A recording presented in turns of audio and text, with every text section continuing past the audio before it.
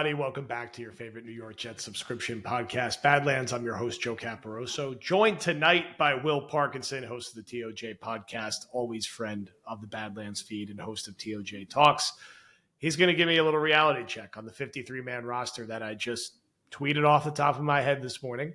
And I wanted to just drop it in as a little bonus Thursday episode because why not? It's June. The Jets are practicing like training camp, and we might as well talk about it a little more. Will, I love the hat.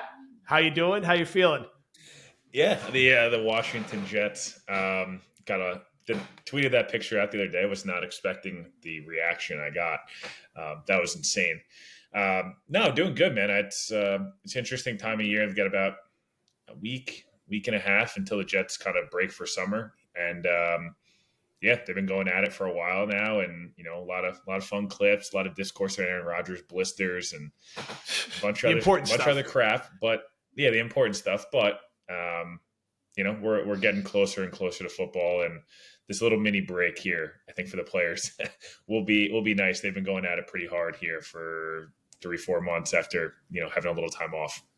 Yes, and I will say that we have ensured that our golf outing is going to be August 9th at Crystal Springs. More final details coming this week, but circle it on your calendar. We've catered it to make sure myself and Will could be there. We get Connor at the back half of the day for some of the festivities, and then we'll have the rest of the gang there as well. Will probably be the best golfer out of the Badlands TOJ crew. I could be wrong, probably Will or Paul. I mean, we'll see. I know it's not going to be me or Dan from my understanding of everyone's golf games, but we'll see. I got the polo shirts. They were accidentally shipped to my house. I will hit it the furthest. furthest. Okay, that's fair. We're going to have different challenges, different giveaways. There will be a trophy at the end for whoever wins. I got to figure out a ridiculous name and player for the trophy that probably involves Calvin Pace in some way. I have the golf polos, but they were accidentally shipped to my house instead of Paul's house. So if you ordered a polo, it's coming. I have it. You just give me a couple days to sort it out. I can also put mine on now. Will could put his on out and toss it over to him next time I see him. And they'll be out in the wild soon, along with some new merch we're selling. Anyway, no more PSAs for the moment. This is my 53-man roster. Early June. Off the cuff, no R-Lads reference. I didn't reference R-Lads. I just went off the top. Quarterback, Aaron Rodgers, Tyrod Taylor. Running backs, Breece Hall, Braylon Allen, Isaiah Davis. Izzy hanging on in the fourth spot. They carry 4 running backs. Tight ends, Conklin, Ruckert, Yeboah, Kuntz. I'm going to pause here and let Will react. And you're going to notice throughout this that there's like weird amounts of players in certain positions, and I get it. But every year I picked in a more normal way. And every year the Jets carry like a weird, unexpected amount of players at multiple positions. So I'm skating towards the puck because under Saleh and Douglas, they always have an inordinate amount of players at certain positions and a weirdly small amount of players at other positions. So what do you think of my first, 10 players, 4 running backs, 4 tight ends, and the 2 quarterbacks? So I think, generally speaking, pretty much on the same page. I would say, I think I saw some people asking on Twitter when you posted it, hey, what happened with Jordan Travis? I feel pretty strongly he'll be an IR guy to start the year. Unless his leg, he'll be a future guest of the TOJ Talks pod at some point here in June once minicamp is over next week. I just have a feeling he's going to be a guy that they try to stash for the year. He'll be in meetings every day. He's in the building. He's working with them. He's a guy I can already see week 6 or week 8. Hey, he's coming off IR, guys. Everyone gets kind of excited. Maybe he'll be dressing on game days, and hopefully, he's a guy that doesn't really have to ever be. He'll be the emergency quarterback. Doesn't really have to ever be active this year as much, and the whole 9 yards. It seems like opening day the Jets do this. You mentioned that they had it with Izzy last year. If I'm not mistaken, right? He gets hurt against Tampa Bay. He wasn't going to be out for the whole year. He wasn't being cut. He's a guy that, him or Dwayne Brown, obviously we've seen in years past with the IR and kind of manipulating the roster a little bit in different ways. So I agree. I think it'll be 2 quarterbacks to start the year, but it's not like Travis is getting cut. I think he'll just be a guy that, unless things change, look, again, he might be healthy and cleared 6 weeks, and it's a very different conversation. But I have a sneaky suspicion he'll be a guy that they kind of redshirt a little bit. And that's the way it should be, right? I think you can ask Connor, Dan, any of the draft season guys. That's probably the best case for him coming off the injury. Running back is the one that I likely agree with your 4. The only caveat, I guess, is if they sign another veteran. I don't think Tariq Cohen's making this roster. I think Tariq Cohen is a guy that has very popular in the Discord. Tariq Cohen. Yeah, he hasn't played in an NFL game since the COVID year, and he's still got a bunch of pop and juice, but he can't stay healthy. I think I would say a hunch that it's kind of more of a favor to the player. Get him back into camp, give him an opportunity to get some stuff on tape, especially in the preseason potentially, and see if another team could pick him up. Again, if he looks awesome, maybe he makes the roster, but I have a suspicion it's more of a have a team sign him, so another team maybe say, "Ooh, what are the Jets seeing in practice? Oh my God, Tariq Cohen's amazing. He looks great. Give us a 7th round pick in 2027 for him during camp." That type of situation. But if not, I think four is a number there. I don't see Bawden I think he's a guy that you could likely. We saw last year. He's a guy you likely could probably cut and bring back on the practice squad and activate on game days if needed. Tight end. You went what? Kuntz, Yeboah, Conklin, Ruckert, if I'm not mistaken. Yeboah, the Bauer special. So I agree. Special. I would say it's a better chance Yeboah makes the roster than Kuntz. I'd have to see Kuntz in person again this summer. I will just tell you, last year he was running with the 4s and was not particularly impressive. He was a rookie, small school guy, obviously initially from Penn State. So I would say that's likely the 4, but I could see the Jets potentially keeping, one of Kuntz or Bawden likely makes the roster. I just don't see a world where both do. It doesn't really make a whole lot of sense. But yeah, 2 quarterbacks, Travis on IR, theoretically, and then 4 backs, 4 tight ends, probably does make the most sense. Next wave, the receivers, Garrett, Mike Williams, Corley, Lazard, Gibson, Brownlee, Charles. They go 7 again. They keep Charles for special teams purposes. I do caveat that I think before the trade deadline, the Jets will go get a veteran because they need a veteran in this group. And at that point, you could knock one of the bottom 3 off the roster, probably Charles. Maybe if Gibson and Brownlee firmly jump ahead of Lazard in the depth chart, they get more proactive with this situation, but probably not. Offensive line, I have them keeping 9, the 5 expected starters with Tyron, Moses, ABT, Simpson, and Tittman. Backups, Fashanu, Warren, Schweitzer, and Max Mitchell. Could see them maybe doing 10. Could see Haason maybe being the 9th, but I think they'll carry at least 9. And then on the defensive line, outside of the edge rushers, Quinnen, Kinlaw, Sal Thomas, Fotu, Clemens, and then my 2 UDFA specials in Taylor and Watts to round it out. So how do we feel about that next wave there before we get to the back end of the defense? So I'll start receiver. I think it makes sense. I just think it's pretty much, it's Charles' special teams guy, Gibson's special team / backup slot guy. Everything else kind of feels like chalk. You got your 2 backup, outside receivers, and then Corley's obviously your slot, primarily. Again, the caveat being, something feels like it's going to happen with Lazard at some point where it's going to be something's just weird there. The way he was talked about all offseason, the way, frankly, the beat kind of essentially just didn't really think he existed. And it's not something against the beat. It's just the way he was tweeted about all offseason was kind of like he's not really in the roster. They clearly shopped him and nobody wanted to take on the contract, which makes sense. I just think that's another position where it's like he's the one guy. It's like, does something happen there? You'd love to see, can you get something out of him? It seems like he's had some drops during OTAs. Again, I'm not reading too much in that. Honestly, who really cares? That's not what I'm worried about. He had a decent OTAs last year, and then was obviously not very good once the season kicked off. So, I think the receivers make sense. You mentioned offensive line. Again, this is one where I'll be curious. Do they try to sneak somebody in on IR for the first 3 weeks of the year? Is it a guy they don't want to not lose?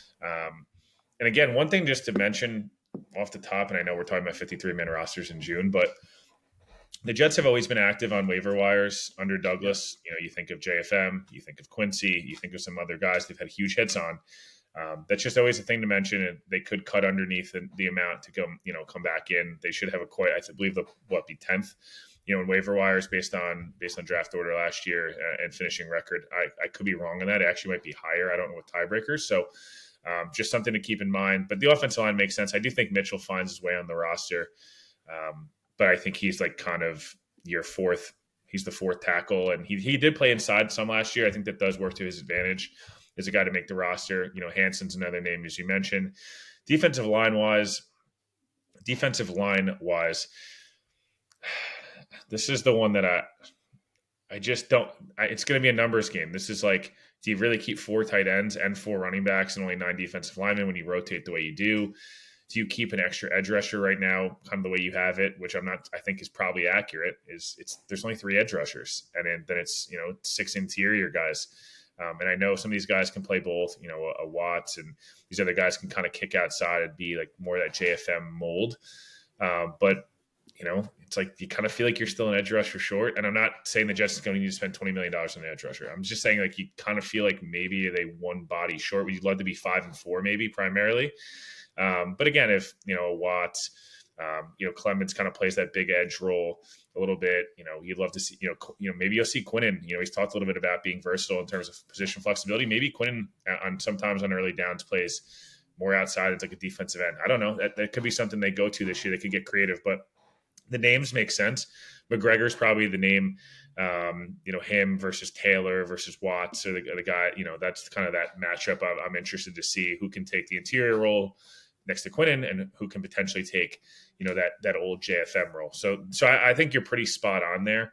I just feel like O-line and D-line, sometimes they overkeep under Douglas, and it's not a bad thing. They've always needed depth. So I'll just be curious if they take maybe you gain a spot from IRing Travis. Do you keep just 3 tight ends because you have Charles, who's the primary gunner? Yeah. You don't have Hardy on the roster anymore. That probably frees up another special team spot as well. So, yeah, you outline the edge. Right now I just have the 3: Reddick, contract pending, JJ, and WMD. I just want to hit on that real quick. I want to hit on that, and I'll hit on this on the pod on tomorrow and then on Friday, or on Saturday for TOJ Talks. I would be pretty shocked if that's not just like, hey, Hunter got 2 for 49.5. Here's 2 for 50. They tack it on to this year. It's basically a raise this year, add almost fully guaranteed money for next year. And they'll put in some void years. They'll kind of lessen the cap hit for this year. They'll push it out into 27, 28 and go from there. I'm sure if Reddick's looking at it, same age, same production the last 2 years, actually a half a sack more for Reddick. Same age, similar type of like edge rusher, like more of your 4-3 edge rusher, et cetera. So he got 2 for 49, pretty much fully guaranteed. I would expect Reddick to say, I'm making 1 year $14 million, which is I think 17th right now on AAV for league average. He's not going to get Bosa money. He's not going to get Micah Parsons, who wants $37 million a year, apparently, which is, I'm not sure I would give Micah Parsons 30. I mean, maybe I guess I would, but I mean, that's a lot of money for the Cowboys are going to have to pay top $1 for a quarterback, edge, and receiver. Great spots to do it. Better figure out the rest of the roster. But yeah, no, I think Reddick I don't worry about it. He's held out in years past. This is not new. I'm not panicking at all on this one. Maybe that's wrong. Yeah. And also like the parameters for a deal are there. It's not as if this is one of those last year with Nick Bosa. It was like, hey, Myles Garrett's at 25 and he got 34.